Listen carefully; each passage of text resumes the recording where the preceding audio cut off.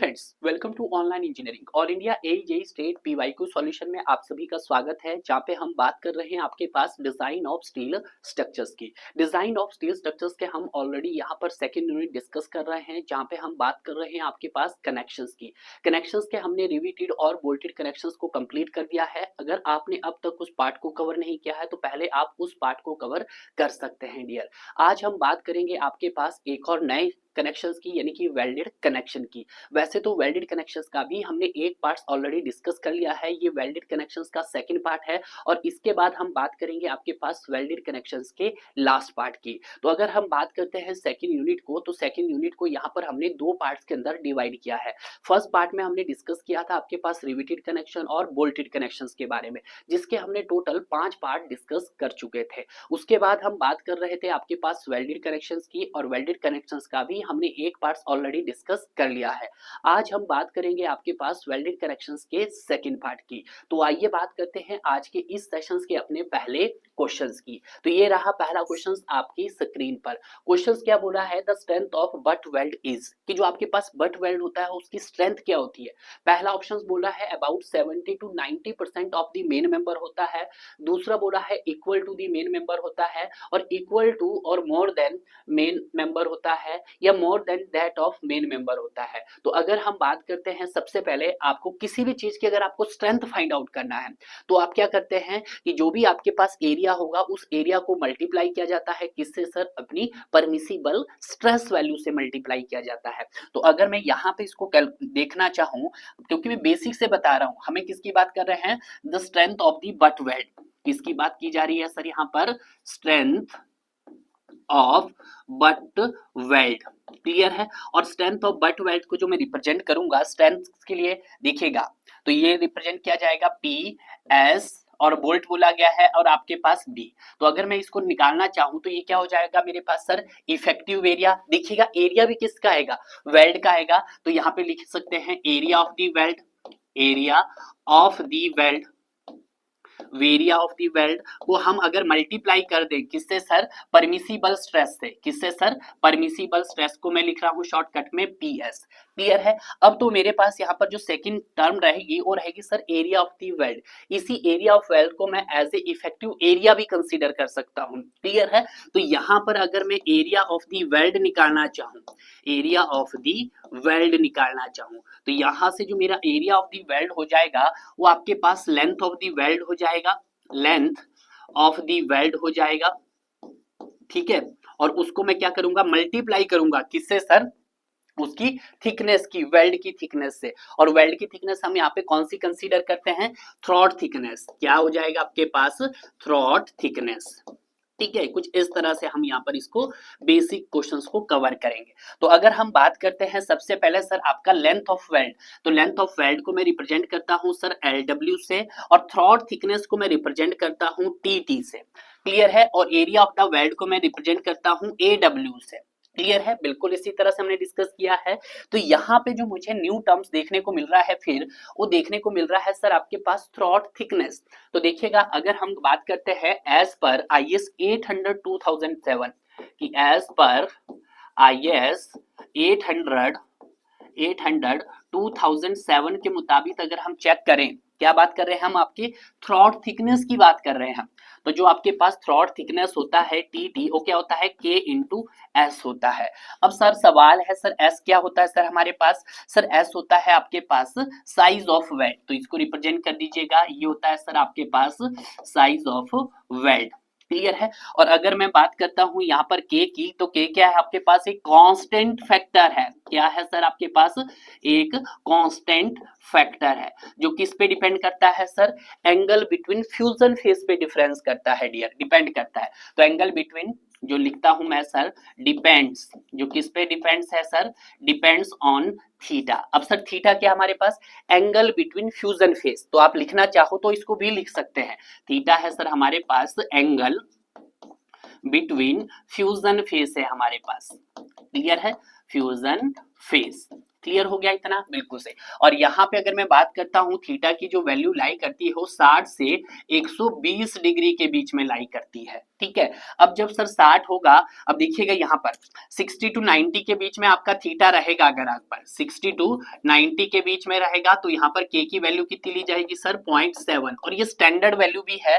अगर आपको क्या दिया गया है? एंगल बिटवीन फ्यूजन फेस नहीं दिया गया है तो उस कंडीशंस में हमारी पास कितनी होनी चाहिए सर? 0.7 होनी चाहिए। मैं आपको बताऊंगा, क्वेश्चन आएगा उससे रिलेट भी डिस्कस करेंगे हम। ठीक है, तो यहां से जब मैं थ्रॉट थिकनेस कैलकुलेट करूंगा तो स्टैंडर्ड के लिए सर 0.7 इंटू एस हो जाएगा। और एस क्या है सर मेरे पास? सर एस है मेरे पास साइज ऑफ द वेल्ड। और जो मेरे पास साइज ऑफ द वेल्ड होगा, साइज ऑफ द वेल्ड, वो किससे कम नहीं होना चाहिए sir? Should not be less then, वो 3 mm से कम नहीं होना चाहिए। क्लियर है? ये कंसेप्ट क्लियर होगा आपका, तभी हम आगे बढ़ेंगे डियर। क्लियर है? बिल्कुल सही सर, क्लियर हो गया है। अब जो बोला जा रहा है कि जो बट वेल्ड की स्ट्रेंथ होती है वो क्या होती है? वो मेंबर स्ट्रेंथ के बराबर भी हो सकती है और आपके पास ज्यादा भी हो सकती है। तो यहाँ पे लिख सकते हैं कि जो बट वेल्ड की स्ट्रेंथ को मैं लिख रहा हूं एसबी, पीएसबी, वो क्या हो सकती है सर आपके पास? ग्रेटर देन और equal to strength of the main member. Strength of the main member को लिखूंगा मैं S M.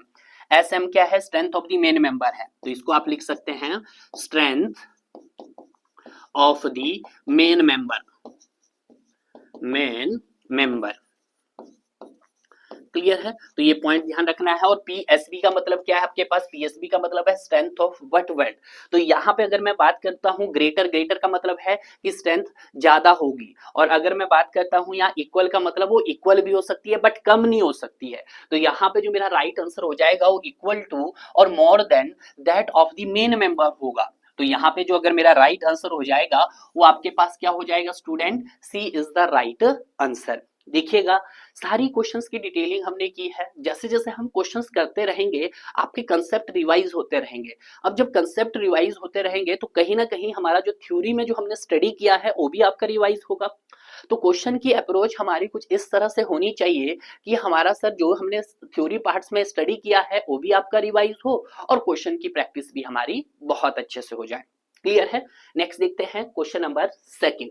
Question number second क्या हो रहा है? The shortest distance from the root of the fillet weld is called. Shortest distance की बात की जा रही है तो उसको क्या बोला जाएगा? तो सर उसको बोला जाएगा आपके पास इफेक्टिव थ्रॉट थिकनेस बोला जाएगा। क्या बोला जाएगा सर? Effective throat thickness. तो देखिएगा यहाँ पर कि जब दो मेंबर्स को मैं आपस में कनेक्ट करता हूं, देखिएगा एक ये मेंबर है और एक मेरे पास ये मेंबर है, तो यहाँ पे मैंने क्या करना है सर? मैंने इसको ज्वाइंट करना है। तो ज्वाइंट मैंने आज किससे किया? ना तो रिवेट से किया ना बोल्ट से किया सर, आज हमने किया है वेल्डिंग से। वेल्ड किया सर हमने। और वेल्ड कितने पे किया सर आपने? आपने as a right angle degree पे किया है। तो इसको थोड़ा सा आप दिखा सकते हैं कुछ इस तरह से।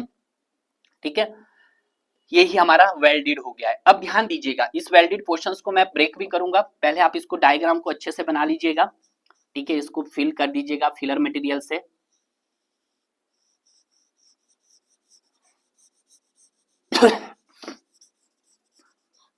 क्लियर है? कुछ इस तरह से।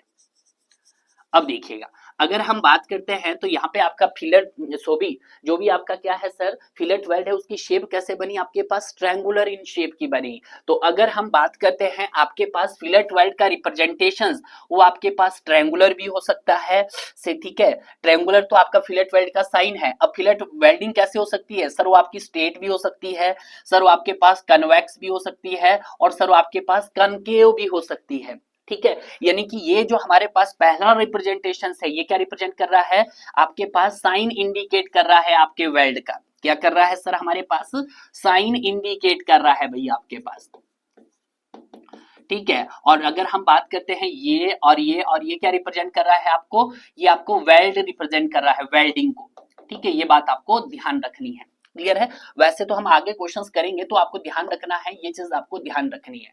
अब देखिएगा, अगर मैं इस ट्रायंगल फॉर्म को क्या करता हूं सर? ब्रेक करता हूं। पहले मैं यहाँ पे समझिएगा, यहाँ पे यहाँ से लेके और यहाँ तक ये डिस्टेंस को क्या बोलेंगे हम? लेग लेंथ बोलेंगे। ठीक है, आपके पास इसको एज ए आउटस्टैंडिंग बोल सकते हैं, outstanding leg.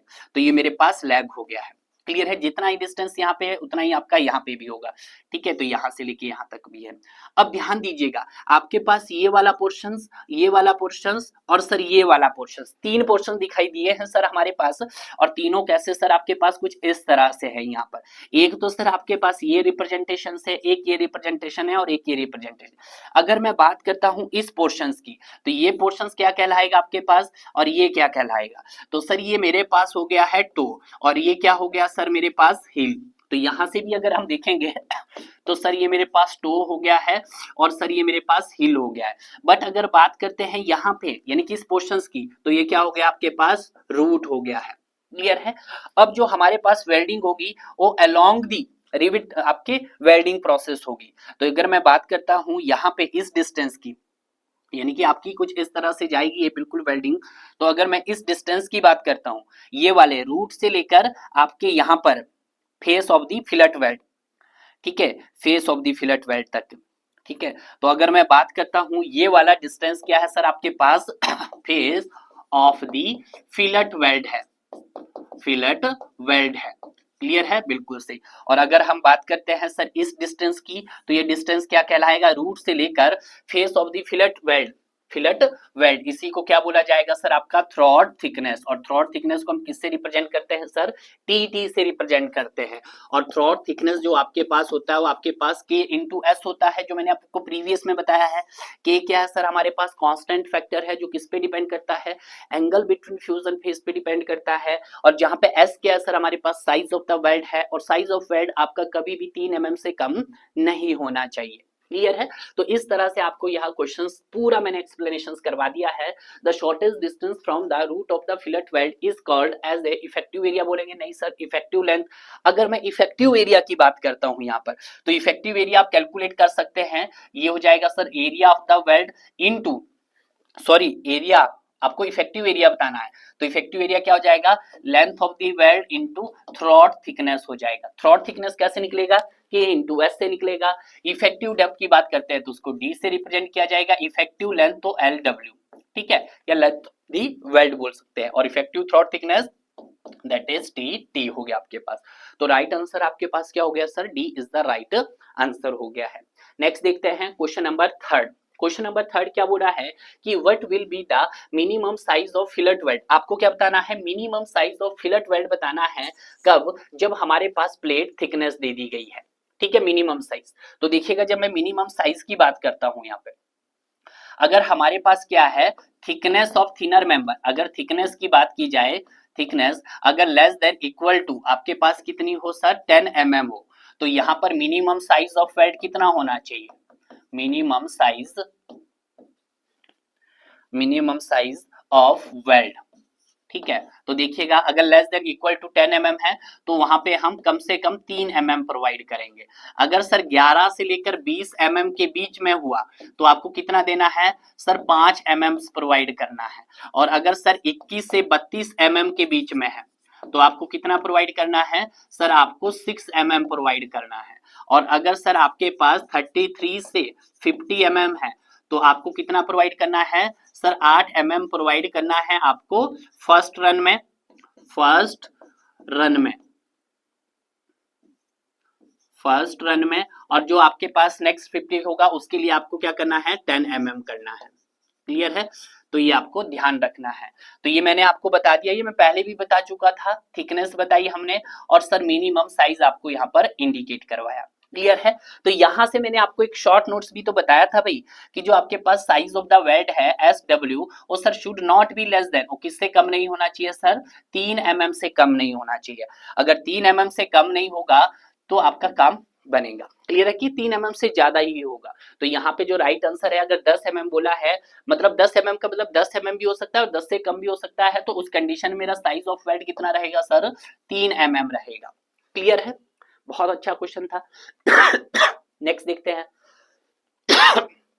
Next question, question number fourth. Question number fourth क्या बोल रहा है, the metal that is added at a joint while welding is called. देखिएगा हम मेटल्स का यूज कब करते हैं, जब सर हम आपका वेल्डिंग प्रोसेस करते हैं। तो वेल्डिंग प्रोसेस में एक आपका आर्क वेल्डिंग होता है, दूसरा हमारे पास फ्यूजन वेल्डिंग होता है। आर्क वेल्डिंग को ही हम एज ए फ्यूजन वेल्डिंग बोलते हैं डियर। तो देखिएगा अगर मैं बात करता हूं यहाँ पे किसकी, फ्यूजन वेल्डिंग की बात की जाती है। तो फ्यूजन वेल्डिंग में क्या किया जाता है, आपका हाई इलेक्ट्रिक करंट पास करवाया जाता है। आपका सर क्या करवाया जाता है, हाई इलेक्ट्रिक करंट, ईसी क्या करवाया जाता है, आपका पास करवाया जाता है।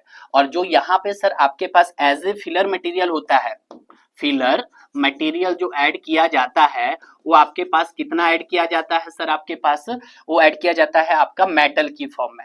फिलर मटेरियल कौन सा यूज किया जाता है सर, आपका वो मेटल्स की फॉर्म में ऐड किया जाता है, मेटल की फॉर्म में ऐड किया जाता है। तो यही बोला है the metal that is added a joint while welding is called, तो उसको क्या बोलेंगे, वेल्डिंग मेटल बोलेंगे या फिलर मटेरियल। तो जो आप मेटल यूज करेंगे उसको हम एज ए फिलर मटेरियल में काउंट करेंगे। तो आपका जो राइट आंसर हो गया सर आपके पास वो बी आंसर हो गया है। तो पहले क्लियर हुआ कि सबसे पहले हम दो टाइप्स की वेल्डिंग स्टडी करते हैं, या तो हम आर्क वेल्डिंग बोल दो या आपका फ्यूजन वेल्डिंग बोल दो। इसमें क्या करते हैं हम, हाई ईसी पास करते हैं, हाई इलेक्ट्रिक करंट पास करवाया जाता है इलेक्ट्रोड और एनोड के थ्रू, जिससे हम वहां पे क्या करते हैं फिलर मटेरियल्स को स्प्रेड आउट करते हैं। कहां पे स्प्रेड आउट करते हैं, जहां पे आपको क्या करना हो, वेल्ड करना हो। स्प्रेड आउट करने से क्या होता है, वहां पे आपका जो स्प्रेडिंग मटेरियल होता है वो मेटल्स की फॉर्म में होता है। किसकी फॉर्म में होता है सर, मेटल्स की फॉर्म में होता है। तो ये सवाल था, ठीक है। Next question number fifth, question number fifth क्या बोल रहा है कि in a welded joint the side fillet weld is subjected to. देखिएगा अगर हम साइड किसी भी तरह के फिलेट वेल्ड की बात करते हैं तो फिलेट वेल्ड क्या होता है, स्ट्रॉन्ग आपका टेंशन में होता है बट वीक इन शेयर में होता है। तो देखिएगा अगर मैं बात करता हूं in case of fillet weld, in case in case of, हम किसकी बात कर रहे हैं, आपके पास फिलेट वेल्ड की बात कर रहे हैं, ठीक है। तो फिलेट वेल्ड जो होता है हमारे पास वो स्ट्रॉन्ग इन क्या होता है, टेंशन होता है। तो आप लिख सकते हैं स्ट्रॉन्ग इन टेंशन होता है, क्लियर है। और अगर हम बात करते हैं वीक की तो वीक इन शेयर होता है, वीक इन शेयर होता है, ठीक है। बिल्कुल ध्यान दीजिएगा, स्ट्रॉन्ग टेंशन में होगा बट वीक आपका किस में होगा सर, शेयर में होगा। ये पॉइंट्स है जो आपको सिर्फ क्या करेंगे, आपको अलग करेंगे। देखिएगा थ्योरी हम यहाँ पढ़ नहीं सकते पूरी, हमको क्या करना है, ऐसे पॉइंट्स भी स्ट्रॉन्ग टेंशन वीक इन शेयर। अब जिसमें वो वीक होगा ऑब्वियस सी बात है सेक्शन आपका उसके अगेंस्ट क्या होगा, फेल होगा। तो अगर हम बात करेंगे तो आपका जो fillet weld subjected to failure किसके अगेंस्ट आता है सर, आपका शेयर फेलियर के अगेंस्ट आता है। तो यहाँ पे जो फेलियर रजिस्ट होता है वो शेयर फेलियर ओनली, ठीक है। तो ये भी आपको एक अंडरलाइन कर दीजिएगा क्योंकि ये सवाल पूछा गया है, बार बार पूछा जाएगा, तो आप कंफ्यूज नहीं होंगे। तो किसके अगेंस्ट, तो शेयर स्ट्रेसेस, शेयर स्ट्रेसेस बोले तो शेयर फेलियर, क्लियर है, यस सर। नेक्स्ट देखते हैं question number six. Question number six क्या बोल रहा है कि partially safety factor for shop welding and fillet welding. तो देखिएगा मैंने आपको पहले भी बताया था, जब हम बात करते हैं पार्शियली सेफ्टी फैक्टर, एक वेल्डिंग की बात कर ली जाएगी वेल्ड की, और एक बात की जाएगी पार्शियली सेफ्टी फैक्टर आपके रिविट की, ठीक है। तो देखिएगा यहाँ पे तो इसके भी दो केस बनेंगे, एक आपका शॉप वेल्ड बनेगा, दूसरा आपका फील्ड वेल्ड बनेगा। यहाँ पे भी सर इसके रिविट के भी दो केस बनेंगे, एक शॉप बनेगा और दूसरा आपका फील्ड बनेगा। तो यहाँ पे देखिएगा मैं शॉप की बात करूंगा और मैं फील्ड की भी बात करूंगा। यहाँ पे भी सर आपके पास शॉप की भी बात की जाएगी और आपके पास सर फील्ड की भी बात की जाएगी। तो अगर मैं बात करता हूँ पार्शियली सेफ्टी फैक्टर शॉप की, तो यहाँ पे होता है सर आपके पास 1.25, फील्ड की बात करता हूँ तो 1.50। अब देखिएगा ये सवाल है कि सर फील्ड में ज्यादा क्यों, क्योंकि यहाँ पे जो आपका क्या है लिया जा रहा है, जो भी मटेरियल है यानी कि जो भी फिलेट वेल्ड है वो आपका साइट पे प्रिपेयर किया जा रहा है। और जब साइट पे प्रोवाइड किया जा रहा है तो बहुत सारे फैक्टर्स को मद्देनजर रखते हुए ही हम क्या करते हैं, अपने साइट का पार्शियल सेफ्टी फैक्टर हमेशा ज्यादा कंसीडर करते हैं, क्लियर है। तो ये आपको ध्यान रखना है। बट जब हम बात करते हैं फील्ड के केस में, तो फील्ड के केस में सर ये वैल्यूज क्या रहती है, सेम रहती है, यानी कि 1.25 और आपके पास 1.25। तो देखिएगा यहाँ पे किसके रिगार्डिंग पूछा गया है, partially safety factor for shop welding, यानी कि वेल्डिंग का पूछा गया है। तो शॉप वेल्डिंग का 1.25 होगा और फिलेट वेल्डिंग का 1. तो 1.25 एंड 1.50। तो आपका जो राइट आंसर हो जाएगा वो आपके पास क्या हो जाएगा sir, B is the right answer हो जाएगा। तो ये दोनों ही आप यहाँ पर याद रख सकते हैं, ठीक है, जो मैंने आपको बता दिए हैं। नेक्स्ट देखते हैं question number seventh. Question number 7 क्या बोल रहा है, the effective length of fillet weld should not be less then, वो किससे लेस नहीं होनी चाहिए, क्लियर है। क्वेश्चन नंबर 7 है। तो आपके पास अगर मैं बात करता हूं एक्चुअल लेंथ देख लेते हैं हम, एक्चुअल लेंथ को मैं ए एल देना बोल रहा हूं, एक्चुअल लेंथ होता है आपके पास इफेक्टिव लेंथ, इफेक्टिव लेंथ को मैं ई एल लिख रहा हूं into 2 times the size of weld. तो अगर मैं इफेक्टिव लेंथ की बात करता हूं तो इफेक्टिव लेंथ हो जाएगा sir actual length minus 2 times the size of weld हो जाएगा, कुछ इसी तरह से है। और इफेक्टिव लेंथ जो आपके पास है सर किससे कम नहीं होना चाहिए, should not be less than 4 times the size of weld, इससे कम नहीं होना चाहिए। तो ये आपको दो रिलेशंस याद रखने हैं कि एक्चुअल लेंथ क्या होता है आपके पास, effective length plus 2 times the size of weld होता है। और यहां से जब मैं इफेक्टिव लेंथ कैलकुलेट करता हूं तो actual length minus 2 times the size of weld होता है। और जो आपका एक्चुअल यानी इफेक्टिव लेंथ जो होना चाहिए वो should not be less than 4 times the size of weld, से कम नहीं होना चाहिए। तो आपका जो राइट आंसर हो गया वो आपके पास D is the right answer हो गया है। नेक्स्ट देखते हैं क्वेश्चन नंबर 8। क्वेश्चन नंबर 8 क्या बोल रहा है, choose the incorrect names of welding. देखिएगा आपको incorrect names of welding joint बताना है। अगर हम वेल्डिंग ज्वाइंट्स की बात करते हैं तो स्क्वायर बट भी हो सकता है, सिंगल वी और डबल वी भी हो सकता है। बट अगर हम बात करते हैं डबल जे बट ज्वाइंट, नहीं सिंगल जे बट ज्वाइंट होता है बट डबल जे नहीं हो सकता है। ठीक है, तो यहाँ पर डी क्या है सर आपके पास, फॉल्स हो गया है। ठीक है, क्योंकि double J but joint welding ही नहीं होती है। इसके अगर अगर हम बात करते हैं सिंगल जे, तो सिंगल जे होता है आपके पास, ठीक है, सिंगल जे बट वेल्डिंग होती, बट डबल नहीं होती आपके पास, क्लियर है। तो आपका राइट आंसर क्या हो गया है सर, क्वेश्चन नंबर 8 का D is the right answer. उसने पूछा कौन सा नहीं है सर, आपका डबल जे बट नहीं है, क्लियर है। नेक्स्ट देखते हैं क्वेश्चन नंबर 9। क्वेश्चन नंबर 9 क्या बोला है कि एक fillet weld join as shown on the figure. आपको फिलेट वेल्ड दिखाई दे रहा है जिसका साइज ऑफ वेल्ड दे दिया गया। देखिएगा जैसे जैसे क्वेश्चन है मैं सॉल्व करता जाऊंगा। आपके पास साइज ऑफ वेल्ड दे दिया है कितना सर, आपके पास दे दिया है 8 mm दे दिया है। तो क्या आप यहां से थ्रॉट थिकनेस फाइंड आउट कर सकते हैं स्टूडेंट, बिल्कुल सर, थ्रॉट थिकनेस होता है K इंटू एस। अब देखिएगा K के लिए आपके पास क्या होना चाहिए, एंगल पता होना चाहिए। तो एंगल तो नहीं दिया गया है, तो इस कंडीशन में हम थीटा कितना मेंशन करते हैं, 60 से 90 डिग्री मेंशन करते हैं। और जब 60 से 90 डिग्री होता है तो इसको स्टैंडर्ड माना गया है, तो इस कंडीशन में K की वैल्यू 0.7 रखी गई है। तो यहां से जो मेरा थ्रॉट थिकनेस हो जाएगा वो आपके पास हो जाएगा 0.7 इंटू एस, क्लियर है, बिल्कुल सही। तो 0.7 इंटू एस करेंगे तो आपके पास 0.7 इंटू एस, एस दिया है हमारे पास सर ऑलरेडी, कितना दिया है 8 mm, तो यहां से कितना आ जाएगा सर 5.6 mm आ जाएगा आपके पास, क्लियर है। तो यहां से एक रिलेशन तो आपका क्लियर हुआ कि अगर आपके पास साइज दिया गया है वेल्ड का तो आपके पास यहाँ पे थ्रॉट थिकनेस निकल के आ गई है। अब जब थ्रॉट थिकनेस निकल के आ गई है तो आगे क्या बोला है, safe stress in the weld, safe stress दिया गया है, यानी कि sigma B, safe stress in bolt weld दिया है सिग्मा वेल्ड, वेल्ड की दिया है सर आपके पास, ये दिया है सर 110 न्यूटन पर mm स्क्वायर। ठीक है सर, ये तो हम मान लेते हैं ये दिया गया है, बिल्कुल सही। उसी तरह से अगर हम बात करते हैं नेक्स्ट कि what is the safe force, safe force कहो या स्ट्रेंथ बोल सकते हैं। आपको क्या निकालना है सर, यहाँ पर सेफ फोर्स कैलकुलेट करना है।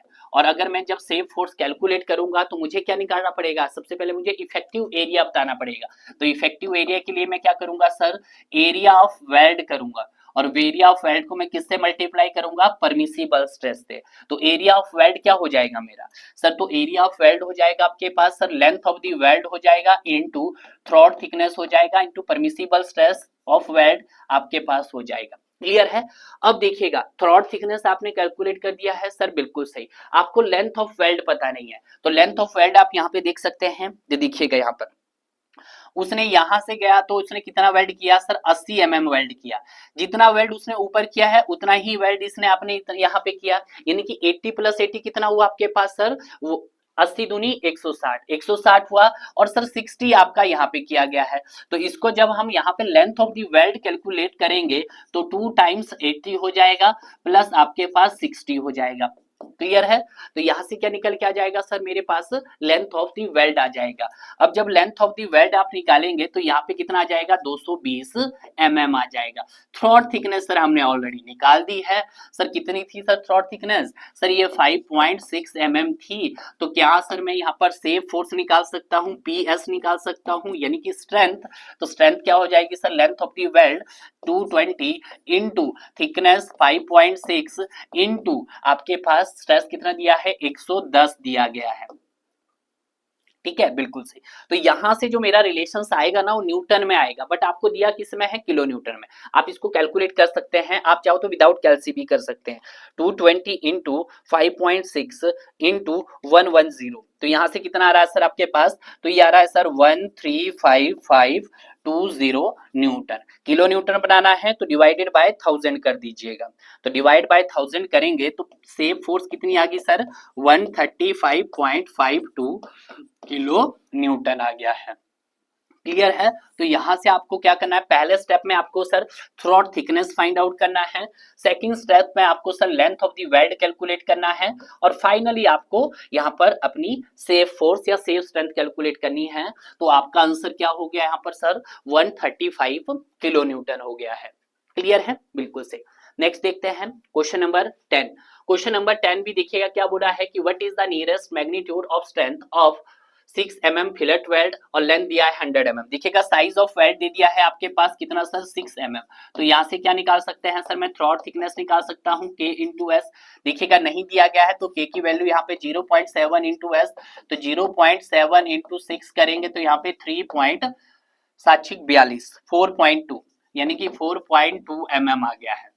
क्लियर है? बिल्कुल सही। तो यहां से मेरे पास क्या दी गई है, स्ट्रेस भी दी गई है वेल्ड की, सिग्मा वेल्ड दिया गया कितना सर आपके पास, 110 न्यूटन पर स्क्वायर दे दिया गया है, और यहां से मेरे पास थ्रॉट थिकनेस भी। तो आपको निकालना क्या है, आपको तो स्ट्रेंथ फाइंड आउट करना है। तो स्ट्रेंथ के लिए मेरे पास क्या हो जाएगा, स्ट्रेंथ के लिए हो जाएगा sir length of the weld हो जाएगा इनटू आपके पास थ्रॉट थिकनेस हो जाएगा इनटू सिग्मा डब्ल्यू। ठीक है, अब लेंथ ऑफ द वेल्ड भी हमारे पास दिया गया है sir, length of the weld आपके पास 100 दे दिया गया है।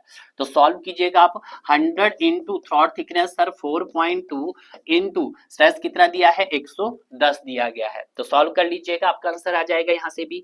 तो ये 100 मल्टीप्लाई बाय 4.2 मल्टीप्लाई बाय 110 कितना आ रहा है सर यहाँ पे, 462, यानी कि 46200 न्यूटन आ रहा है। डिवाइड बाय कर दीजिएगा आप 1000, तो आपके पास कितना आ जाएगा sir, 46.2 kilo newton. 46.2 kilo newton आ गया आपके पास। तो इसको क्या कर लीजिएगा, आप कैप्चर कर लीजिएगा। देखिएगा थ्रॉट थिकनेस, देखिएगा जब आपके पास थ्रॉट थिकनेस बोला गया है निकालना पड़ेगा यहाँ पर, क्योंकि साइज ऑफ वेल्ड दिया गया है, तो उस कंडीशन में आपने के की वैल्यू स्टैंडर्ड लेना है 0.7। 0.7 कब होती है, जब हमारे पास एंगल बिटवीन फ्यूजन फेज 60 से 90 डिग्री के बीच में होता है। तो यहाँ पे जो राइट आंसर होगा मेरे पास वो क्या हो जाएगा sir, C is the right answer हो जाएगा। क्लियर है? नेक्स्ट देखते हैं क्वेश्चन नंबर 11। क्वेश्चन नंबर 11 क्या बोल रहा है, the effective throat thickness of fillet weld depends upon. देखिएगा बिल्कुल मैंने अभी बताया, अगर मैं थ्रॉट थिकनेस की बात करता हूं तो ये आपके पास K इंटू एस होता है, और K क्या है सर मेरे पास, आपके पास एक कांस्टेंट फैक्टर है। क्या है, कांस्टेंट फैक्टर है, जो किस पे डिपेंड करता है, डिपेंड्स ऑन, किस पे करता है sir, depends on the angle between fusion phase, angle between fusion phase पे डिपेंड करता है, फ्यूजन फेज। और एंगल बिटवीन फ्यूजन फेज क्या होता है आपके पास सर, थीटा होता है। तो आप कह सकते हैं कि जो आपके पास थ्रॉट थिकनेस होता है किस किस का फंक्शन होता है, देखिएगा क्योंकि सवाल किसी भी तरह से पूछ सकते हैं। थ्रॉट थिकनेस जो फंक्शन होता है सर आपके पास, वो सर आपके पास कांस्टेंट फैक्टर मतलब एंगल बिटवीन फ्यूजन फेज का भी होता है, और सर आपके पास साइज ऑफ वेल्ड का भी होता है। तो अगर मैं यहाँ पे आपके पास एक तरफ angle between fusion phase theta की वैल्यू बताऊं, और यहाँ पे मैं आपके पास के की वैल्यू इंडिकेट करता हूं, अगर थीटा मेरे पास 60 से 90 डिग्री के बीच में हुआ तो के की वैल्यू कितनी रखनी है आपने सर, 0.7। अगर सर 91 से लेकर 100 डिग्री के बीच में हुआ तो आपके पास सर 0.65 रखनी है। अगर सर आपके पास 101 डिग्री से से 101 से 106 डिग्री के बीच में है तो 0.60 रखना है, और 107 से 113 डिग्री के बीच में है तो 0.55 रखना है, और अगर 114 से 120 के बीच में है तो आपके पास 0.50 रखना है।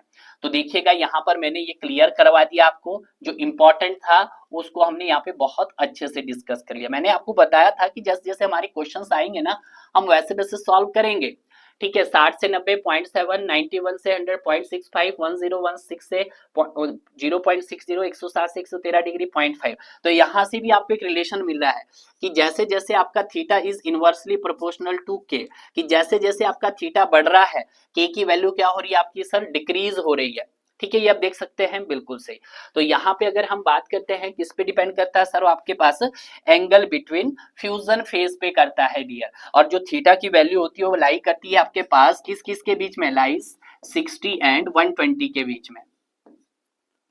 ठीक है, 60 और 120 के बीच में लाई करती है, यानी कि 60 डिग्री टू 120 डिग्री। तो ये सवाल है, अक्सर पूछे जाते हैं। तो यहाँ से आपके पास थ्रॉट थिकनेस क्लियर हुआ, एंगल बिटवीन फ्यूजन फेज का कंसेप्ट आपको क्लियर हुआ, क्लियर है, और ये आपको टेबल फॉर्म में यहाँ पे क्लियर हुआ। और ये रिलेशंस आपसे पूछा जा सकता है भाई कि जो थीटा है वो इनवर्सली प्रोपोर्शनल टू के है, कि जैसे जैसे आपका थीटा बढ़ेगा वैसे वैसे आपकी के की वैल्यू क्या होगी सर, कम होगी।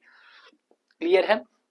नेक्स्ट देखते हैं क्वेश्चन नंबर 12। क्वेश्चन नंबर 12 देखिएगा केन कि what is the safe load P। आपको सेफ लोड निकालना है, तो सिंपल सा फॉर्मूला मैंने अभी बताया था आपको। सेफ लोड का फॉर्मूला क्या है कि सर हमने क्या करना है, एरिया ऑफ वेल्ड को मल्टीप्लाई करना है किससे, परमिसिबल स्ट्रेस से, और सेफ लोड मिल जाएगा एरिया ऑफ वेल्ड के लिए length of weld into throat thickness करेंगे इनटू परमिसिबल स्ट्रेस।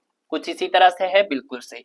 इसी को अगर मैं सॉल्व करना चाहूं, permissible stress is equal to, अब देखिएगा यहाँ पर थ्रॉट थिकनेस है, थ्रॉट थिकनेस के लिए उसने कोई भी मेंशन नहीं किया है, तो इसके लिए हो जाएगा sir 0.7 S into length of weld into permissible stress. कुछ इसी तरह से हम देखने वाले हैं, बिल्कुल सही। तो यहाँ पे मुझे सबसे पहले जो कैलकुलेशंस करनी है, मुझे किसकी कैलकुलेशंस करनी है सर, मुझे थ्रॉट थिकनेस निकालना है।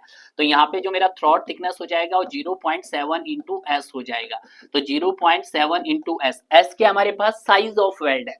अब आप बोलोगे सर की क्वेश्चन में साइज ऑफ वेल्ड तो दिया ही नहीं है भाई, डायग्राम दिया गया है, और डायग्राम में जो आपका ये फर्स्ट 6V, अब जो हमारे पास ये 6 है ये क्या इंडिकेट कर रहा है आपके पास सर, ये इंडिकेट कर रहा है आपके पास साइज ऑफ वेल्ड। तो आप यहाँ पे साइज ऑफ वेल्ड को 6 रखिएगा, यानी कि मैं यहाँ पे लिख सकता हूँ कि एस जो है हमारे पास वो 6 mm है। तो यहाँ से जब सॉल्व करेंगे तो ये कितना आ जाएगा सर, 44.2 mm। तो यहाँ से मेरे पास थ्रॉट थिकनेस निकल के आ जाएगा 4.2 mm। तो पहला पड़ाव हमने क्या कर दिया है, पार कर दिया है। दूसरे पड़ाव में आपको क्या देखना है, लेंथ ऑफ द वेल्ड देखना है। तो दूसरे पड़ाव में हम क्या देखेंगे सर, आपका लेंथ ऑफ वेल्ड, और जब लेंथ ऑफ वेल्ड हम निकालेंगे तो LW इज इक्वल टू, देखिएगा आपका एक साइड 60 mm है तो दूसरी साइड भी 60 mm है, तो 2 इंटू 60 प्लस आपके पास इधर कितना किया गया है, डेप्थ के कॉरस्पॉन्डिंग सर 50 किया गया है, 60 दूनी 120, 120 और 50 170 mm। तो यहाँ से आपने लेंथ ऑफ द वेल्ड भी हमारे पास निकल के आ गया है कितना सर, 170 mm। तो आपके पास सर पहला पैरामीटर निकल के आ गया है, दूसरा पैरामीटर निकल के आ गया है, और स्ट्रेस ऑफ द वेल्ड आपके पास दे दिया गया है। स्ट्रेस ऑफ द वेल्ड हमारे पास 108 मेगा पास्कल दे दिया गया है। तो स्ट्रेंथ हम कैलकुलेट कर देंगे, बिल्कुल सर। थ्रॉट थिकनेस हमारे पास 4.2 है, लेंथ ऑफ द वेल्ड मेरे पास 170 mm है इनटू 108। क्लियर है, बिल्कुल इसी तरह से सॉल्व कर रहे हैं आप भी। तो देखिएगा 108 है भाई 108, तो 4.2 मल्टीप्लाई बाय 170, 170 इंटू 108, तो आपके पास कितना आया सर, 77। तो यहाँ पे 77,112 न्यूटन आ गया है। अब न्यूटन आ गया है, डिवाइडेड बाय 1000 कर दीजिएगा, तो आपके पास यहाँ पर सेफ स्ट्रेंथ जो आ जाएगी स्टूडेंट, वो कितनी आ जाएगी, वो आ जाएगी आपके पास 77.112 किलो न्यूटन। तो आप यहाँ पे मैच कर सकते हैं, तो क्या आ रही है सर 77, तो आपका ऑप्शन सी में आ गया है। बहुत ही सिंपल है। इस क्वेश्चन में सिर्फ उन्होंने साइज ऑफ वेल्ड नहीं आपको बताया था, क्वेश्चन में डायरेक्ट नहीं बताया था। हालांकि इमेज आपने देखी, जब आपने पिक्चर्स देखा तो पिक्चर्स में आपको दो फंडामेंटल्स देखने को मिल गए हैं। आपको साइज ऑफ वेल्ड यहाँ से निकाल दिया इस डायग्राम से, और आपने लेंथ ऑफ वेल्ड यहाँ पे निकाल दिया है, और आपके पास जो ये पी सेफ फोर्स जो होगा वो आपने कैलकुलेट कर दिया है, तो 77 किलो न्यूटन आपका क्या आ गया यहाँ पर सर, सेफ लोड आ गया है। क्लियर है? Yes sir. Question number 13, which of the flowing does not describe the weld type, कि इसमें से कौन सा वेल्ड, देखिएगा आपका बट वेल्ड हो सकता है, प्लग वेल्ड हो सकता है, लैप वेल्ड हो सकता है, स्ट्रेट वेल्ड हो सकता है, बट जिग जैग वेल्ड नहीं होता डियर आपका। तो आपका राइट आंसर क्या हो गया सर, यहाँ पर सी इज द राइट आंसर हो गया है क्वेश्चन नंबर 13। क्वेश्चन नंबर 14 देखते हैं हम अपना। क्वेश्चन नंबर 14 क्या है कि एक welded fillet joint of length, देखिएगा यहाँ पे लेंथ ऑफ वेल्ड, तो मैं यहाँ पे बिल्कुल जैसे जैसे उसने बोला है वैसे लिखूंगा। तो लेंथ ऑफ वेल्ड हमारे पास क्या दे दिया गया है सर, आपके पास ओ एल दे दिया गया। Can be subjected to maximum load, तो आपको क्या बताना है, मैक्सिमम लोड, मैक्सिमम लोड बताना है। तो मैक्सिमम लोड का मतलब क्या है, आपको यहाँ पर स्ट्रेंथ फाइंड आउट करनी है, या बोल सकते हैं सेफ फोर्स फाइंड आउट करनी है, जिसमें आपके पास एफ एस दिया गया है। देखिए फिलेट साइज क्या दिया गया है उसने, फिलेट साइज, फिलेट साइज को जो उसने लिखा है वो हमारे पास एफ एस लिख दिया है, ठीक है। और परमिसिबल शेयर स्ट्रेस, और परमिसिबल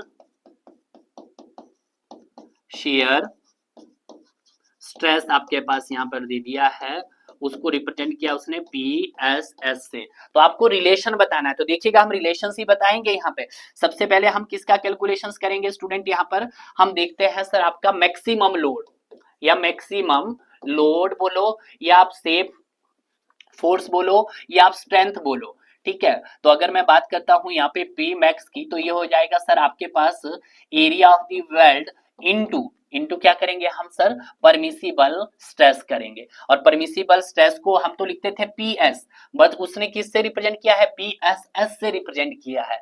तो यहाँ पे हो जाएगा sir area of weld into P S S. तो एरिया ऑफ वेल्ड क्या हो जाएगा सर, एरिया ऑफ वेल्ड होता है लेंथ ऑफ द वेल्ड, तो हम लिखते थे सर क्या, हम लिख सकते थे लेंथ एल डब्ल्यू लिख सकते थे, लेंथ ऑफ वेल्ड वही बोलते थे हम sir, length of the weld into, अब देखिएगा थ्रॉट थिकनेस बिल्कुल sir T T into permissible stresses, कुछ ये लिखते थे।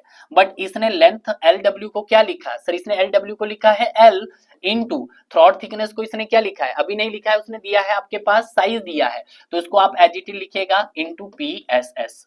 तो इसको मैं और लिखना चाहूं तो मैं थ्रॉट थिकनेस आगे ले लूं, बिल्कुल सही, ये आपके पास L into P S S. अब देखिएगा थ्रॉट थिकनेस कैसे निकलता है, आप सभी जानते हैं थ्रॉट थिकनेस निकलता है K इंटू एस निकलता है, बिल्कुल सही। और K की वैल्यू अगर हम क्या ले, अगर थीटा 60 और 90 के बीच में है, तो यहाँ पे थ्रॉट थिकनेस कितना हो जाता है 0.7 एस। बट उसने एस नहीं बताया, उसने क्या लिखा है, फिलेट साइज को एफ एस लिखा है। तो क्या मैं यहाँ पे थ्रॉट थिकनेस लिख सकता हूँ सर 0.7 एफ एस लिख सकता हूँ, बिल्कुल सही। तो इसी टर्म्स को मैं लिख सकता हूं यहाँ पर 0.7 F S into L into P S S. ये मेरे पास स्टैंडर्ड फॉर्मूला बन गया है आपके पास किसका, पी मैक्स लोड का, मैक्सिमम लोड का बोलो या सेफ फोर्स का बोलो। तो अब आप मैच कीजिएगा, देखिएगा पहला रिलेशन तो बिल्कुल नहीं हो सकता सर, पहले को तो आप एब्सोल्यूट कर दीजिएगा सर, दूसरा भी नहीं हो सकता है और तीसरा भी नहीं हो सकता है, बचा कौन सा आपका सी बचता है 0.7 F S L into P S S. तो आपका राइट आंसर हो गया है सर यहाँ पर सी इज द राइट आंसर हो गया है। देखिएगा जल्दबाजी नहीं करनी है, आप फर्स्ट टाइम तैयारी कर रहे हैं 2025 के लिए, तो आपको बिल्कुल क्वेश्चन को इसी तरह से सॉल्व करना है। क्लियर है? Yes sir. नेक्स्ट देखते हैं क्वेश्चन नंबर 15। क्वेश्चन नंबर 15 क्या बोल रहा है कि for two plates equal thickness, दोनों प्लेट की इक्वल थिकनेस है, full strength of fillet weld can be ensured if maximum size the square edge is limited, कि जब आपका स्क्वायर एज लिमिटेड हो तो आपको यहाँ पे क्या बताना है, मैक्सिमम साइज। तो मैक्सिमम साइज क्या होता है आपके पास 1.5 लेस देन दी थिकनेस होता है। तो ये आपके पास वेरी इंपॉर्टेंट है, हम ऑलरेडी इस के क्वेश्चंस को सॉल्व कर चुके हैं। नेक्स्ट देखते हैं question number 17, question number 16 sorry, in A fillet weld weakest section of the, देखिएगा फिलेट वेल्ड की बात की जा रही है, फिलेट वेल्ड की बात की जा रही, और फिलेट वेल्ड को अगर मैंने बताया था सर तो स्ट्रॉन्ग होता है सर किस में आपका, सर टेंशन में स्ट्रॉन्ग होता है, ठीक है। और अगर हम बात करते हैं सर वीक किस में होता है, वीक सर आपका सर शेयर में होता है, और जिसमें वीक होता है उसी में क्या रजिस्ट करता है आपका sir, failure in share resist करता है, ठीक है, बिल्कुल सही। और सबसे वीकेस्ट सेक्शंस क्या होता है सर आपके पास, और सबसे ये नेक्स्ट पॉइंट है कि सबसे वीकेस्ट पोर्शंस, सबसे वीकेस्ट जो सेक्शन होता है हमारे पास वो होता है सर आपके पास थ्रॉट थिकनेस, क्या होता है, थ्रॉट थिकनेस, तभी हम थ्रॉट थिकनेस को जो स्पेसिफाइड करते हैं वो के इंटू एस से स्पेसिफाइड किया जाता है। क्लियर है? तो यहाँ पे बोला है smaller side of the fillet, throat of the fillet, side perpendicular to the force या side parallel to the force, तो आपके पास हो जाएगा sir throat of the fillet. क्या होता है सर, फिलेट वेल्ड आपका टेंशन में तो स्ट्रांग होता है बट शेयर में वीक होता है। जब शेयर में वीक होता है तो फेलियर के पॉसिबिलिटी भी कहाँ बनती है, शेयर के लोंग बनती है। अगर हम बात करते हैं सबसे वीकेस्ट सेक्शन की, तो थ्रॉट थिकनेस आपका सबसे वीकेस्ट होता है, या थ्रॉट ऑफ द फिलेट भी बोल सकते हैं आप, जहां फाइंड आउट कर सकते हैं T T is equal to K into S. और जो के हमारे पास वो किस पे डिपेंड करता है सर, थीटा पे डिपेंड करता है। थीटा बोले तो एंगल बिटवीन फ्यूजन फेस, तो यहाँ से रिलेशन आता है कि थ्रॉट थिकनेस जो होता है वो किस किस का फंक्शन होता है सर, वो आपके पास थीटा और एस, एस बोले तो साइज ऑफ फेट, इसका फंक्शन होता है। क्लियर है? Yes sir. नेक्स्ट देखते हैं क्वेश्चन नंबर 17। क्वेश्चन नंबर 17 क्या बोल रहा है कि fillet weld material could fail in which of the flowing failure mechanism. तो मैंने पहले भी बता चुका है कि फिलेट वेल्ड टेंशन में स्ट्रांग होता है जबकि शेयर में वीक होता है, जिसमें वीक होता है उसमें फेल करेगा, यानी कि सर शेयर में फेल करेगा। क्लियर है? Yes sir. नेक्स्ट देखते हैं क्वेश्चन नंबर 18। क्वेश्चन नंबर 18 क्या बोल रहा है, the value of partially safety factor as per limit state method of field weld. देखिएगा मैंने ये क्वेश्चंस भी आपको करवा चुका हूँ। Partially safety factor of weld, weld की देखते हैं हम, तो शॉप के केस में बताना है और फील्ड के केस में बता दिया है। तो शॉप के केस में सर 1.25 और फील्ड के केस में 1.50। बट जब हम बात करते हैं पार्शियली सेफ्टी फैक्टर किसकी, वेल्डेड की नहीं, अगर आपके पास रिविट दे दिया जाए तो रिविट के केस में आपके पास शॉप में भी क्या रहती है वैल्यू सर 1.25 रहती है, और सर फील्ड में आपकी वैल्यू 1.25 रहती है। ठीक है, ये ध्यान रखना है। तो अगर हम बात करते हैं सर इसमें किसने पूछी है, इसमें पूछी है partially safety factor as per the limit state method field weld, field weld की बात कर रहा है तो 1.50 आ गया है, तो 1.5 आपका सी ऑप्शन में है। क्लियर है? Yes sir. Question number 18 clear. Question number 19 देखिएगा। क्वेश्चन नंबर 19 क्या बोल रहा है, the effective throat thickness of side 6 mm। देखिएगा आपको टी कैलकुलेट करना है भाई, तो टी क्या होता है हमारे पास, के इंटू एस। एस क्या होता है हमारे पास, size of fillet. Size of fillet कितना दिया है हमारे पास, 6 mm दिया गया है। ठीक है, तो यहां से मैं के कैलकुलेट कर सकता हूं। एंगल दिया है, के किस पे डिपेंड करता है सर, आपका ये थीटा पे डिपेंड करता है, और थीटा कितना दिया गया है सर आपके पास, थीटा दिया गया है हमारे पास 75 डिग्री। अब जब 75 डिग्री है तो किस किस के बीच में, 60 और 90 डिग्री के बीच में लाई कर रहा है, तो उस कंडीशन में के की वैल्यू कितनी लेनी है, 0.7। तो यहां से जब मेरा थ्रॉट थिकनेस निकल के आ जाएगा तो 0.7 इंटू एस हो जाएगा, तो ये हो जाएगा सर 0.7 इंटू 6, तो थ्रॉट थिकनेस मेरे पास आ जाएगा सर 4.2 mm आ जाएगा। तो देखिएगा 4.2 आपका ऑप्शन डी में है, तो D is the right answer हो गया है। क्लियर है? नेक्स्ट देखते हैं question number 20।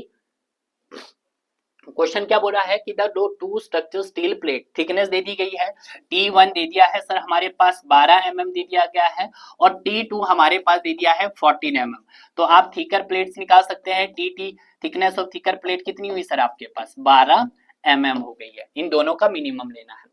Welded together what is the maximum size of weld, आपको क्या बताना है, मैक्सिमम साइज ऑफ वेल्ड बताना है, साइज ऑफ वेल्ड। तो मैक्सिमम साइज ऑफ वेल्ड क्या हो जाएगा आपके पास जो भी थिकनेस ऑफ थिकर मेंबर होगा उसको माइनस करना पड़ेगा 1.5 mm। और अगर हम बात करते हैं यहाँ पे तो 12 mm में से अगर हम 1.5 mm माइनस करेंगे तो यहाँ से कितना आ जाएगा सर, 10.5 mm आ जाएगा। तो मैक्सिमम साइज मतलब एस मैक्स आपने यहाँ पर कैलकुलेट कर दिया है। तो एस मैक्स पूछा था तो एस मैक्स आपके पास 10.50 आ गया है। और अगर बात करेंगे आपके पास सर्कुलर वेल्डिंग की, for circular welding, circular welding की अगर हम बात कर लेते हैं तो जो यहाँ पर एस मैक्स हो जाएगा मेरे पास वो क्या हो जाएगा, वो 3/4 टी हो जाएगा। तो ये भी आपको याद रखना है। अगर आपकी स्क्वायर वेल्डिंग है तो स्क्वायर वेल्डिंग के केस में रहेगा तो जो भी आपके पास थिकनेस है उसमें से आपको माइनस करना पड़ेगा 1.5 mm। क्लियर है? Next question number 21। Question number 21 क्या बोल रहा है, the minimum length of intermediate fillet weld. Minimum length बताना है आपको पास, minimum length of fillet weld intermediate, minimum length of intermediate intermittent fillet weld.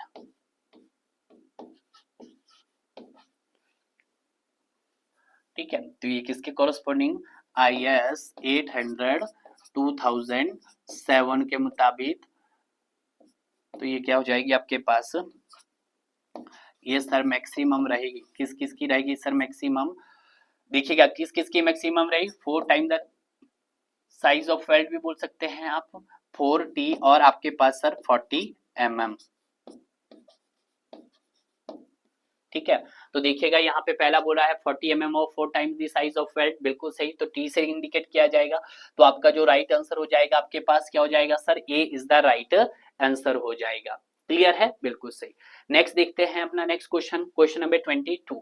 The size of normal fillet shall be taken as dash in weld size, तो minimum, ये मैं पहले भी discuss करवा चुका हूँ इस क्वेश्चन को, तो यहाँ पे आंसर क्या हो जाएगा सर आपके पास मिनिमम हो जाएगा। क्लियर है, नेक्स्ट देखते हैं क्वेश्चन नंबर 23 क्या बोल रहा है, the cross section of standard fillet weld. अगर मैं स्टैंडर्ड फिलेट वेल्ड की बात करता हूं तो उसके शेप कैसा होता है आपके पास, ट्रायंगुलर होता है। तो यहाँ पे जो आपका एंगल्स रहते हैं वो आपके पास कितने रहते हैं सर, 45 डिग्री रहते हैं। तो आपका जो राइट आंसर हो जाएगा सर वो क्या रह जाएगा सर हमारे पास यहाँ पर 45 डिग्री बोला है। The cross section of standard fillet weld is triangle whose base angle are, तो उसके बेस एंगल क्या होते हैं, 45 डिग्री के होते हैं। क्लियर है, yes sir. Next question number 24, the type of weld used joining of two surface approximately at right angle to each other, तो अगर right angle to each other है तो इसी को हम क्या बोलते हैं सर आपके पास, तो इसी को बोला जाता है आपके पास सर फिलेट वेल्ड बोला जाता है। क्या बोला जाता है, फिलेट वेल्ड। तो अगर मैं बात करता हूं इसको, तो इसका सही आंसर क्या हो जाएगा सर आपके पास, A is the right answer हो जाएगा। क्लियर है, नेक्स्ट देखते हैं question number 25, strength of weld is equal to, strength of weld मैंने अभी बताया था आपके पास, स्ट्रेंथ ऑफ वेल्ड जो होगा हमारे पास वो किसके इक्वल हो जाएगा, एरिया ऑफ वेल्ड इनटू आपके पास क्या हो जाएगा, परमिसिबल शियर स्ट्रेस। तो देखिएगा permissible stress into throat area, permissible stress into throat thickness, तो देखिएगा इसका राइट आंसर जो हो जाएगा permissible stress into throat thickness. तो एरिया ऑफ वेल्ड जो रहेगा, थ्रॉट एरिया बोले तो ये आप ये भी बोल सकते हैं, throat area into permissible shear stress. Throat area कैसे निकलता है, length of the weld into throat thickness into PSS। Clear है, तो आपका जो राइट आंसर हो गया वो आपके पास क्या हो गया सर, आपके पास A is the right answer हो गया है। क्लियर है, तो ये चीज आपको ध्यान होनी चाहिए क्योंकि तक आपकी कैलकुलेशन बहुत फास्ट होनी चाहिए। ठीक है, next question number 26, question number 26 क्या बोला है, the position in which easiest to weld, कि जो नीचे दिए गए आपके पास क्या सेक्शन है इनमें से सबसे इजिएस्ट वेल्ड कौन सा है। पहला बोला है वर्टिकल, ओवरहेड, हॉरिजॉन्टल, तो फ्लैट जो है वो सबसे इजिएस्ट है आपके पास डियर, तो आपका आंसर हो गया है ए। नेक्स्ट देखते हैं क्वेश्चन नंबर 27, क्वेश्चन नंबर 27 क्या बोला है, minimum and returns of weld is, minimum and तो क्या होता है आपके पास 2 time size of the weld, minimum and return इससे कम नहीं होना चाहिए, 2 time size of the weld, तो 2 time size of the weld को मैं लिख सकता हूं आपके पास 2s। क्लियर है, नेक्स्ट क्वेश्चन नंबर 28 क्या बोला है, given figure represent the types of joint. देखिएगा गिवन फिगर दिया गया और देखना है किस तरह का यहाँ पे इन्होंने वेल्ड किया है। तो थोड़ा सा अगर मैं आपको शेप की तरफ दिखाऊं तो यहाँ पे कुछ इस तरह से है, इस तरह से है और इस तरह से है। तो अगर आपको मैं बताऊं तो ये सिंगल वी की तरह दिखाई दे रहा है आपको, बिल्कुल सर, तो ये कौन सा हुआ सर, सिंगल वी हुआ ऊपर वाला और सिंगल वी नीचे वाला, यानी कि डबल वी, डबल वी। तो यहाँ पे जो मेरा राइट आंसर हो जाएगा आपके पास क्वेश्चन नंबर 28 वो सी हो गया आपके पास। ठीक है, अब देखिएगा सिंगल वी की अगर हम बात करते हैं, सिंगल वी, तो सिंगल वी कैसे बनता है आपके पास सर, कुछ इस तरह से बनता है, इस तरह से, और डबल वी करना है इसको तो डबल वी नीचे से कर दीजिएगा इस तरह से। उसी तरह से सिंगल यू की बात करते हैं तो सिंगल यू कुछ इस तरह से बन जाते हैं, आप बना सकते हैं। ठीक है, तो ये चीज आप इजिली सॉल्व कर सकते हैं। क्वेश्चन नंबर 29, क्वेश्चन नंबर 29 क्या बोल रहा है आपके पास, 29 बोला है which of the following statement is true, कौन सी स्टेटमेंट आपके पास ट्रू है। Intermediate fillet weld shall have effective length of weld not less than 4 time the size of weld, बिल्कुल सही, साइज ऑफ द वेल्ड इससे कम नहीं होना चाहिए सर, आपके पास ट्रू हो गया है। नेक्स्ट बोला है intermediate fillet weld have effective length of not less then 20 times the thinner part, नहीं 40 mm है भाई, ये तो गलत हो गया आपके पास, फॉल्स हो गया। Intermediate fillet weld shall have effective length not less than 40 metre, metre नहीं होगा भाई यहाँ पे mm होगा, तो ये आपका क्या हो जाएगा ट्रू। तो अगर हम बात करते हैं जहां पे भी बी ऑप्शन है उसको एलिमिनेट करो, सी भी नहीं हो सकता है सर, बी भी नहीं हो सकता है और डी भी नहीं हो सकता है, बचा कौन सा आपके पास, ए ही ऑप्शन बचता है, यानी कि ए और सी हमारे पास राइट हो गया है। क्लियर है, बिल्कुल सही। नेक्स्ट देखते हैं क्वेश्चन नंबर 30।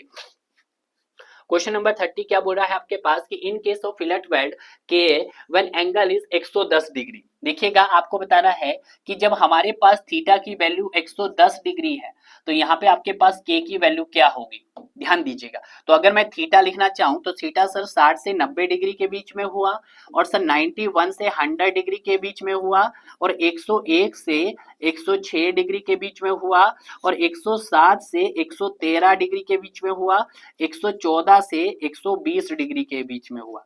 क्योंकि यहाँ पे जो थीटा की वैल्यू है, यानी कि जब मैं थ्रॉट थिकनेस निकालता हूँ आपके पास k इंटू एस होता है, k किस पे डिपेंड करता है, थीटा, और थीटा जो लाई करता है वो 60 टू 120 डिग्री के बीच में लाई करता है, ठीक है। तो यहाँ पे अगर मैं k की वैल्यू बताऊं तो आपके पास 0.7, 0.65, 0.60, 0.55 और आपके पास 0.50। तो देखिएगा आपके पास कितना दिया गया है कि 110 दिया गया है, तो 110, 107 और 113 के बीच में लाई कर रहा है, तो इसके कंडीशंस में कितनी आई सर, 0.55, यानी कि आपका जो राइट आंसर बन गया है वो आपका कौन सा आ गया सर, सी आंसर आ गया है राइट। तो आप सी पे क्लिक कर सकते हैं। क्लियर है, यस सर। नेक्स्ट देखते हैं क्वेश्चन नंबर 31। क्वेश्चन नंबर 31 क्या बोला है कि an Indian standard angle section 50 into 50 into 6 is welded on gusset plate 20 mm thick, देखिएगा आपके पास थिक दे दिया है, थिकनेस दे दिया है कितनी सर, 20 mm दे दी गई है, और साथ में आपके पास क्या दिया गया है, ठीक दे दिया है। Size of the weld, size of the weld आपके पास 4 mm दे दिया गया है। क्लियर है। The overall length of the weld, length of the weld भी आपके पास कितना दे दिया गया है, 100 mm दे दिया गया है। द इफेक्टिव लेंथ, आपको क्या निकालना है, इफेक्टिव लेंथ निकालना है। तो इफेक्टिव लेंथ निकालने के लिए आपको क्या करना होगा, एक्चुअल लेंथ पता है, एक्चुअल लेंथ क्या होता है, effective length plus 2 times the size of weld होता है। क्लियर है, कुछ इसी तरह से है, बिल्कुल। तो एक्चुअल लेंथ उसने दे दी गई है, यानी कि लेंथ, एक्चुअल लेंथ किसके इक्वल है आपके पास, आपने निकालना है सर यहाँ पे कौन सी, इफेक्टिव। तो इफेक्टिव लेंथ को बाहर कीजिएगा, effective length, effective length is equal to actual length, actual length बोले तो overall length minus 2 times size of the weld. तो ओवरऑल लेंथ मतलब आपके पास कितनी दी है, 100 mm दे दी गई है, तो आप पुट कीजिएगा 100 mm minus 2 times size of the weld, और साइज ऑफ वेल्ड कितना दिया है, 4 mm दे दिया गया है सर आपके पास। यहाँ से जब सॉल्व करेंगे आप किस क्वेश्चंस को, तो 100 mm माइनस 4 दूनी 8 mm, तो यहाँ से कितना आ जाएगा सर आपके पास, 92 mm आ जाएगा, यानी कि आपके पास इफेक्टिव लेंथ कैलकुलेट होकर आ गई है, ठीक है, बिल्कुल सर। और आप सभी जानते हैं कि जो इफेक्टिव लेंथ है सर आपके पास should not be less than 4 time the size of weld. तो अगर मैं बात करता हूँ 4s, s कितना दिया है 16, तो यहाँ पर 16 mm, इससे कम नहीं होना चाहिए। क्लियर है, अगर मैं इस क्वेश्चन की बात करता हूँ, ठीक है। तो ऑब्वियस सी बात, आपके पास 92 mm आ गया है, तो आपका आंसर क्या हो गया सर, यहाँ पर सी इज द राइट आंसर हो गया है क्वेश्चन नंबर 31 का। नेक्स्ट देखते हैं क्वेश्चन नंबर 32, आज का लास्ट क्वेश्चन। क्वेश्चन क्या बोला है, the type of weld use of but joint, कि बट ज्वाइंट में जो वेल्ड यूज किया जाता है उसको क्या बोलते हैं, देखिएगा butt joint is also known as groove weld भी बोलते हैं, इसको क्या बोला जाता है सर आपके पास, ग्रूव वेल्ड भी बोला जाता है। तो आपको ऑप्शन मिल गया है, तो आपका जो राइट आंसर हो गया आपके पास क्या हो गया sir, A is the right answer हो गया है। तो इस सेशंस में हमने जितने भी क्वेश्चंस किए बहुत अच्छे से किए हैं डियर, यहाँ पे हमने 34 35 के आसपास क्वेश्चन सॉल्व किए हैं, आप देख सकते हैं, और हर क्वेश्चंस की हमने यहाँ पर डिटेल एक्सप्लेनेशंस आपको प्रोवाइड की है। आप इसी तरह से क्वेश्चंस की अप्रोच को सॉल्व कीजिएगा, ताकि अगर आप एक ही बुक के क्वेश्चंस को फॉलो करते हैं इसी तरह से, तब भी आपका सिलेक्शन हो सकता है, या फिर आप नंबर ऑफ बुक्स पढ़ लो और उनका कंसेप्ट आपका क्लियर नहीं हुआ तब भी आपका सिलेक्शन नहीं हो सकता है। सबसे पहले हमें क्या करना है, अपने कंसेप्ट को स्ट्रॉन्ग बनाना है, अगर आपका कंसेप्ट स्ट्रांग होगा तो डेफिनेटली आपका सिलेक्शन हो जाएगा।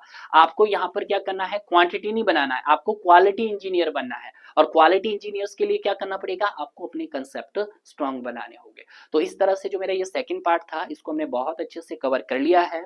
मिलते हैं अब आपको थर्ड पार्ट में।